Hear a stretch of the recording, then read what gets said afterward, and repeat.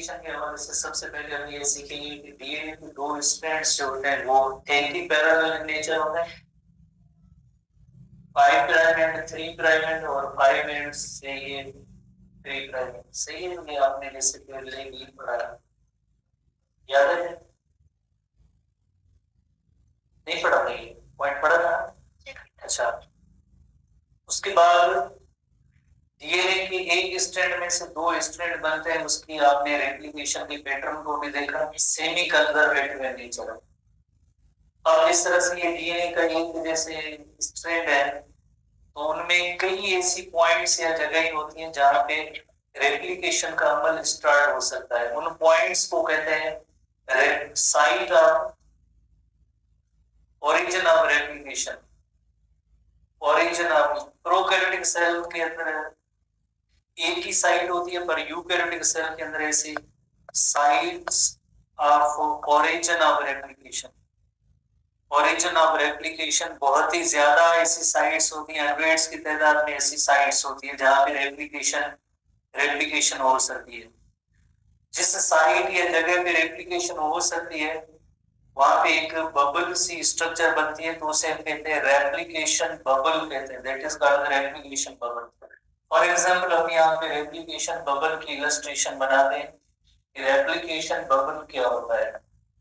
जैसे ये डीएनए के दो स्ट्रैंड और इस तरह से ये जो रेप्लिकेशन है, एक बबल वाइडर एरिया सा जो बन जाता है उसे कहते हैं रेप्लिकेशन बबल कहते हैं। This is called replication bubble. इस पूरे एरिया को कहेंगे रेप्लिकेशन बबल कहेंगे। है डीएनए के स्ट्रैंड है बट थोड़े से उसमें एक वाइडर सा एरिया होता है, that is called replication bubble. इसी तरह से इसी रेप्लिकेशन बबल के अंदर जैसे एक और टर्म हम सीखेंगे रेप्लिकेशन फोर्क। रेप्लिकेशन फोर्क जैसे डीएनए की ये दो स्ट्रैंड है, अभी हमने नोट किया, जैसे यहाँ पे ये एक 5 प्राइम एंड है तो इधर जो ये हो गया 3 प्राइम एंड, और इधर जैसे अगर ये 5 प्राइम एंड है तो ये 3 प्राइम एंड हो गया। तो ये जो वाई शेप स्ट्रक्चर है या जो फोर्क लाइक स्ट्रक्चर जो बनती है, इस पॉइंट को हम कहेंगे रेप्लिकेशन फोर्क। रेप्लिकेशन फोर्क इसकी सिग्निफिकेंस या इंपॉर्टेंस क्या है हम सीखते हैं। इसकी सिग्निफिकेंस या इंपॉर्टेंस ये होती है कि डीएनए के जब एक स्ट्रैंड से दो स्ट्रैंड दूसरा, ये तो पैरेंटल स्ट्रैंड हुआ, दोनों पैरेंटल स्ट्रैंड है, ये भी पैरेंटल स्ट्रैंड है और एज वेल एज वो दूसरा स्ट्रैंड ये भी पैरेंटल होगा, और इसमें से एक नया स्ट्रैंड बनेगा, न्यू स्ट्रैंड। यानी पैरेंटल स्ट्रैंड्स को टेम्पलेट बना के कॉम्प्लीमेंटरी डीएनए जिस तरह से एक कॉम्प्लीमेंटरी बेस पेयरिंग रूल है उसके अकॉर्डिंगली एक दूसरा नया स्ट्रैंड बनेगा। पैरेंटल स्ट्रैंड यही से पैरेंटल स्ट्रैंड, जैसे एक पैरेंटल स्ट्रैंड दूसरा पैरेंटल स्ट्रैंड। रेप्लिकेशन 4 की तरफ जो नया स्ट्रैंड बनेगा, रेप्लिकेशन 4 की तरफ जो नया स्ट्रैंड बनेगा, और इसी तरह एक रेप्लिकेशन 4 से अभी जो है एक और स्ट्रैंड बनेगा। डायरेक्शन इसकी क्या होगी? इसकी यकीनन ये होगी 5 to 3 प्राइम एंड के अंदर जो है नया स्ट्रैंड बनेगा। तो इधर भी जैसे ये 5 प्राइम एंड होगा और इधर होगा 3 प्राइम एंड, पर दोनों के टर्मिनल आदि अलग है। जैसे जो रेप्लिकेशन 4 की तरफ नया स्ट्रैंड बनेगा उसे कहेंगे लीडिंग स्ट्रैंड।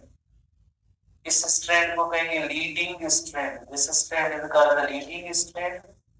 और ये जो स्ट्रैंड होता है इसे कहेंगे lagging strand. Leading strand, lagging strand, leading strand, lagging strand. Replication 4 की तरफ जो नया स्ट्रैंड बनेगा उसका नेम होगा लीडिंग स्ट्रैंड। रेप्लिकेशन 4 से अवे जो दूसरा नया स्ट्रैंड बनेगा उसे हम कहेंगे लैगिंग स्ट्रैंड। लीडिंग स्ट्रैंड और लैगिंग स्ट्रैंड की फॉर्मेशन में भी फर्क होता है। जैसे लीडिंग स्ट्रैंड जो बनेगा तो ये कंटीन्यूअस न्यूक्लियोटाइड ऐड होते जाएंगे कॉम्प्लीमेंटरी, और ये लीडिंग स्ट्रैंड बनेगा।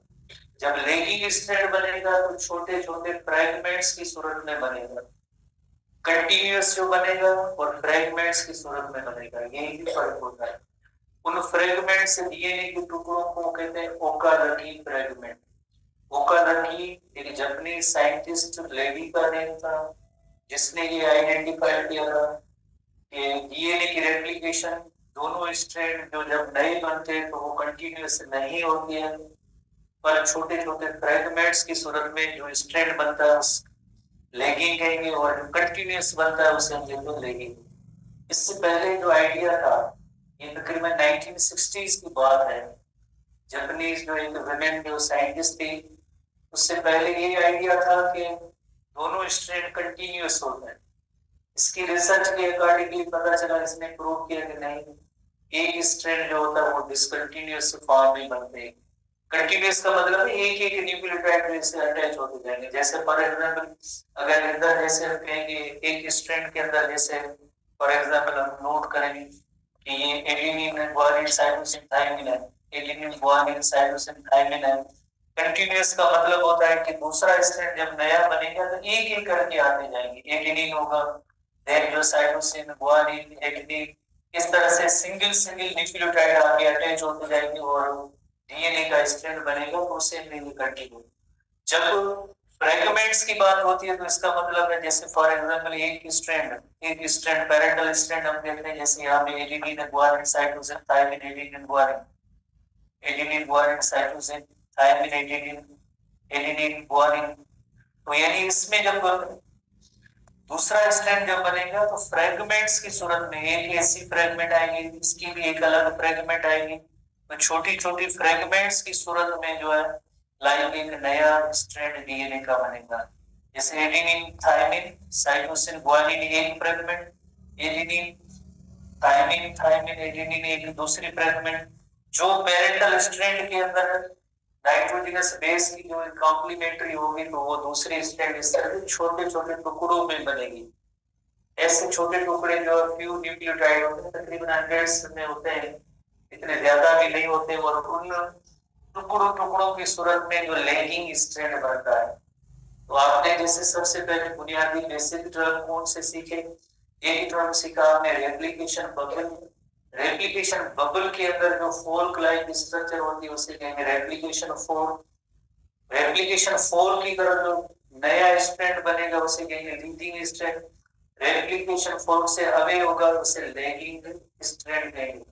लीडिंग स्ट्रैंड जो होगा वो कंटिन्यूअस होता है, और लैगिंग स्ट्रैंड जो बनेगा वो डिसकंटिन्यूअस छोटे छोटे फ्रेगमेंट या टुकड़ों की सूरत में बनेगा, और उन छोटे टुकड़ों का नेम होता है Okazaki fragment. Okazaki fragment OKAZAKI। एक जापानीज लेडी थी, उसके नाम से ओकाजाकी फ्रेगमेंट, उसकी डिस्कवरी थी। ओकाजाकी फ्रेगमेंट्स ऐसे छोटे छोटे टुकड़े होंगे, उनके जरिए जैसे ये नया स्ट्रैंड बनेगा पीसेस में टुकड़ों की सूरत में, और ये कंटिन्यूअस न्यूक्लियोटाइड की तरह ऐड होते जाएंगे। अब हम नेक्स्ट पेज पे आते हैं और उसमें हम सीखते हैं कि number of enzymes are necessary for the DNA replication. हम तो जनरली अपने तौर पे जैसे बनाते जा रहे हैं कॉम्प्लीमेंट्री बेस पेयरिंग लगा रही होती है, पर इसके अंदर काफी सारे एंजाइम्स इन्वॉल्व होते हैं। Number of enzymes are there. जैसे सबसे पहले हम यहाँ पे नोट करते हैं वही, जैसे ये रेप्लिकेशन फोर्क एक स्ट्रैंड दूसरा स्ट्रैंड, जैसे ये 5 prime and 3 prime and 5 prime and 3 prime and, ये पेरेंटल स्ट्रैंड है। तो सबसे पहला एंजाइम जो इस ओरिजिन ऑफ रेप्लिकेशन की साइट्स को आइडेंटिफाई करता है, उस एंजाइम का नेम है helicase enzyme. Helicase enzyme, helicase enzyme का काम होता है डीएनए के जो दो स्ट्रैंड है उनको जैसे अलग करना। एंजाइम का नेम है helicase enzyme. Helicase enzyme, DNA helicase enzyme. DNA helicase enzyme का काम होगा सबसे पहले उस रेप्लिकेशन साइट को आइडेंटिफाई करना, रिकॉग्नाइज करना, और उसके बाद डीएनए के दो स्ट्रैंड को अलग करना या सेपरेट करना, ताकि जैसे बबल सी जैसी स्ट्रक्चर भी बन जाए। डीएनए के दो स्ट्रैंड एक दूसरे के साथ कैसे अटैच होते? Bye hydrogen bonding. तो इसका मतलब क्या हुआ कि डीएनए हेलिकेन कैसे तोड़ेगा इनको, दोनों स्ट्रैंड को कैसे अलग करेगा, by the help of DNA helicase enzyme hydrogen bonding is broken down, और टू स्ट्रैंड्स जो डीएनए के होते हैं एक दूसरे से अलग या सेपरेट हो जाते हैं। सिंपली हम कहेंगे इन इस एंजाइम का काम होता है, it separates to strands of DNA, separates to strands of DNA, DNA के दो डीएनए को अलग अलग कर लेता है, यानी सिंगल स्ट्रैंड बन जाता है। सिंपली इसने क्या किया, इसने ब्रेकिंग ऑफ हाइड्रोजन बॉन्डिंग को ब्रेक करना, ये इस डीएनए हेलिकेज एंजाइम का काम होता है। पहले डीएनए डबल स्ट्रैंडेड था, दोनों स्ट्रैंड्स जैसे हमने पहले की पॉइंट पढ़ी थी, two strands of DNA are held together by hydrogen bonding. अब जो हेलिकेज एंजाइम ने इस हाइड्रोजन बॉन्डिंग को तोड़ा है, तो लेकिन एक सिंगल डीएनए का स्ट्रैंड बन गया, एक बबल सा एक जैसी चीज अपीयर होगी। उसके बाद जैसे एक और एंजाइम होता है, जिस एंजाइम का नेम होता है DNA guided enzyme, DNA guided enzyme, DNA guided enzyme helicase enzyme से थोड़ा सा आगे फंक्शन करता है या वर्क करता है। डीएनए गाइडेड एंजाइम जहां पे ये ब्रेकिंग का हाइड्रोजन बॉन्डिंग की ब्रेकिंग का अमल हो रहा है, उससे थोड़ा आगे डीएनए गाइडेड एंजाइम काम करता है। क्या करता है, जैसे डीएनए तो बहुत ही ज्यादा सुपर कॉइल स्ट्रक्चर होती है, तो इस कॉइलिंग की टेंशन को कम करता है, क्योंकि पीछे जो है ना, जो जैसे कोई भी ऐसे हाईली कॉइल्ड चीज होती है, धागे वगैरह होते हैं, एक उसके अंदर जब सुपर कॉइल होते हैं, सुपर कॉइल को थोड़ा सा जो लूज करेंगे तो पीछे से और भी धागे को आसानी से कॉइल कर सकते हैं। टाइटली कॉइल होंगे तो यकीनन इसके जरिए ओनली एंड ओनली इस एंजाइम के जरिए ये जो ओपन ना हो, तो सुपर कॉइलिंग को जैसे अलग अलग करना, प्रेशर थोड़ा सा कम करना कॉइलिंग का, प्लस में ऐसे ना हो कि जैसे दोबारा से जैसे यहाँ से अलग होते रहे और दोबारा से जो है सुपर कॉइल बन जाए। उस सुपर कॉइल बनने से रोकने के लिए जो डीएनए गाइडेड एंजाइम होता है। सिंपली हम कहेंगे कि ये जो अनवाइंडिंग या अनकॉइलिंग करने में इसको हेल्प देता है, डायरेक्टली जैसे उसको अनवाइंडिंग नहीं करता है, बट सुपर कॉइलिंग में बनने से जो है जरा रोक लेता है। सुपर कॉइलिंग जो होती है उसको जैसे ये थोड़ा सा इजी करता है, लूज करता है, ताकि जो है ये एंजाइम जो है डीएनए हेलिकेज वर्क करता है। इस एंजाइम करने में डीएनए गाइडेड एंजाइम। अब आप जैसे देखें, यू नो वेरी वेल, ये जैसे फॉर एग्जांपल इस डीएनए हेलिकेज एंजाइम ने कौन सा काम किया है, हाइड्रोजन बॉन्ड को तोड़ा है। और केमिस्ट्री के अंदर आपने पढ़ा होगा कि हाइड्रोजन बॉन्ड जैसे टूटती है तो बहुत ही क्विकली दोबारा वापस बन भी सकती है। तो अगर दोबारा बन गई तो ये तो कॉइलिंग तो नहीं हुई, तो अनवाइंडिंग तो नहीं हुई, अनकॉइलिंग तो नहीं हुई, तो दोबारा बन जाएगी। इसको रोकने के लिए जो है एक प्रोटीन होता है, इसको रोकने के लिए दोनों साइड पे इस सिंगल डीएनए के स्ट्रैंड पे एक प्रोटीन आके अटैच होते हैं, उसे कहेंगे सिंगल स्ट्रैंडेड कौन से single stranded protein, binding protein. किसके साथ बाइंड करते हैं, सिंगल स्ट्रैंडेड बाइंडिंग प्रोटीन। जो डीएनए का सिंगल स्ट्रैंड हो चुका था, अनबाइंडिंग या अनकॉइलिंग जैसे हुई है, ये अनवाइंडिंग भी कहते हैं या अनकॉइलिंग भी कहते हैं। जब अनकॉइल हो गए थे, सिंगल स्ट्रैंड बन गए थे, तो उसको सिंगल स्ट्रैंड ही रहने देते हैं। अगर ये ना होते तो ये दोबारा से दोनों स्ट्रैंड एक दूसरे के साथ हाइड्रोजन बॉन्डिंग के जरिए अटैच हो जाते। उस अटैचमेंट को रोकने के लिए एक प्रोटीन होते हैं जिनका नेम होता है single stranded binding protein, single stranded binding protein होते हैं SSB, single stranded binding protein. इनका काम होता है कि इनको सिंगल स्ट्रैंड ही रहने दें, इनका काम होता है कि इनको वापस दोबारा हाइड्रोजन बॉन्डिंग बनने से रोकना होता है, ताकि हर एक स्ट्रैंड, ये तो पैरेंटल स्ट्रैंड है, इसमें से एक दोबारा नया स्ट्रैंड बनना है। ये तो टेम्पलेट है, इसमें कॉम्प्लीमेंटरी एक नया स्ट्रैंड बनेगा, तो यकीनन ये ओपन रहनी चाहिए, अनवाइंडेड रहनी चाहिए। दोबारा से हाइड्रोजन बॉन्डिंग ना हो, उसको जोड़ने से रोकने के लिए जैसे ये SSBP मौजूद है, single stranded binding protein, single stranded binding protein. उसके बाद एक और एंजाइम होता है जिसका नेम होता है DNA primase enzyme, DNA primase enzyme. एक एंजाइम होता है जिसका नेम होता है डीएनए प्राइमेज या simply primase enzyme, primase enzyme. Primase enzyme का काम होता है प्राइमर बनाना। और प्राइमर क्या होता है? एक आरएनए का मॉलिक्यूल होता है, फ्यू न्यूक्लियोटाइड होते हैं, आरएनए की एक छोटी सी सेगमेंट फ्रेगमेंट होती है, टुकड़ा होता है।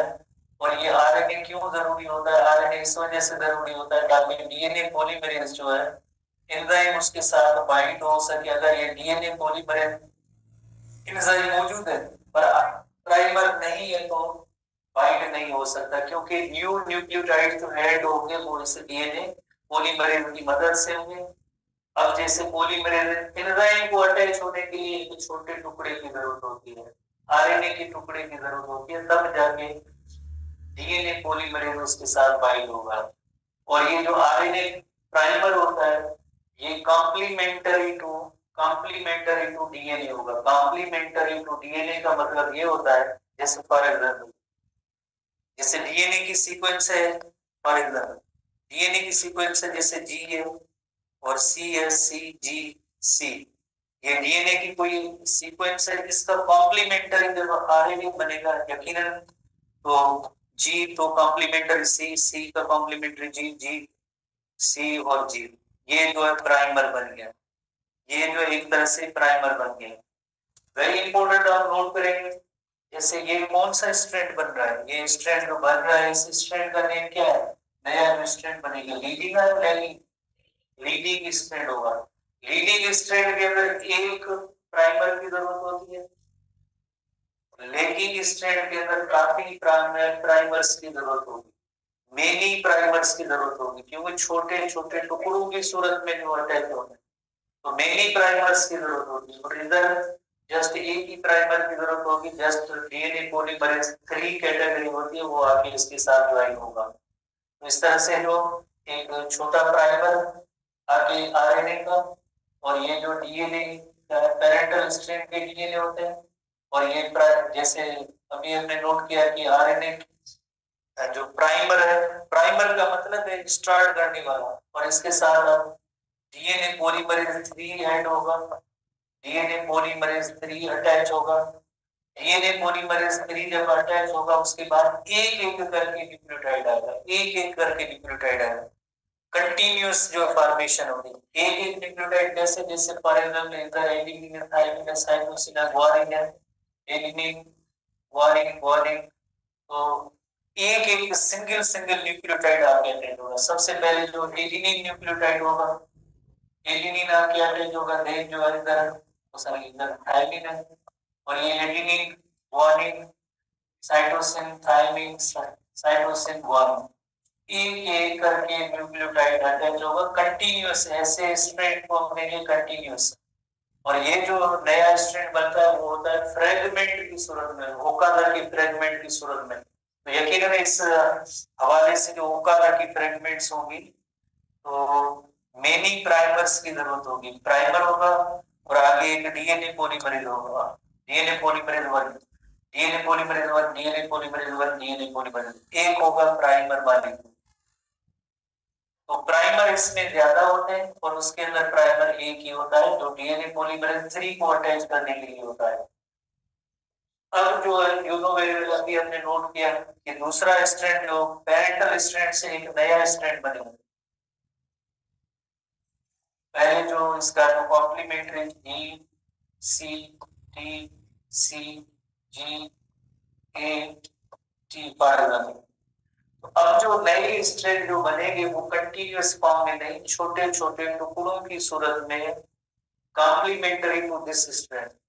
ये स्ट्रैंड जो कंटीन्यूअस था वो कौन सा था? Continuous strand, continuous strand leading था। अब जो लैगिंग स्ट्रैंड जो दूसरा बनेगा ये लैगिंग स्ट्रैंड है। लैगिंग स्ट्रैंड जो बनेगा वो छोटे टुकड़ों की सूरत में बनेगा, ओकादा की फ्रेगमेंट होगी, ओकादा की फ्रेगमेंट की सूरत में। जैसे ओकादा की फ्रेगमेंट, जैसे अभी हम चंद एक थोड़ा सा नोट कर लें, जैसे 3 ग्राम बना लेंगे। जैसे ये सी होगा, ये जी होगा, ये ए होगा। इस तरह से दूसरी ओकारा की फ्रेगमेंट जैसे जी है, सी है, टी है और ई है। तो डीएनए पॉलीमरेज 1, इधर जो डीएनए पॉलीमरेज 1 कम काम करेगा और इसकी जो कॉम्प्लीमेंटरी जो इस तरह से ओकारा की फ्रेगमेंट अटैच होती जाएगी। जैसे ये प्राइमर खत्म हो जाएगा इसके अंदर और उसकी जगह पे ये फ्रेगमेंट आ जाएगी। प्राइमर की जगह पे जैसे एक फ्रेगमेंट आ जाएगी ओकारा की फ्रेगमेंट के लिए, इससे छोटी छोटी फ्रेगमेंट को कहेंगे ओकारा की फ्रेगमेंट। ओकारा की फ्रेगमेंट टुकड़ों की सूरत में आएगी। तो प्राइमर की जगह पे आप जो ओकारा की फ्रेगमेंट आ गई, अब इन ओकारा की फ्रेगमेंट को आपस में ज्वाइन करने का काम हुआ, बिकॉज़ डीएनए कंटीन्यूअस बनना चाहिए। डीएनए तो कंटीन्यूअस होता, उधर तो कंटीन्यूअस जैसे एक एक न्यूक्लियोटाइड आ रही है, इधर फ्रेगमेंट्स में आ रही। अब इन फ्रेगमेंट्स को आपस में लिंक होना है, कौन लिंक करेगा? एक एंजाइम होता है इसका नेम है डीएनए लाइगेज एंजाइम। इस एंजाइम का नेम होता है DNA ligase enzyme. DNA ligase enzyme.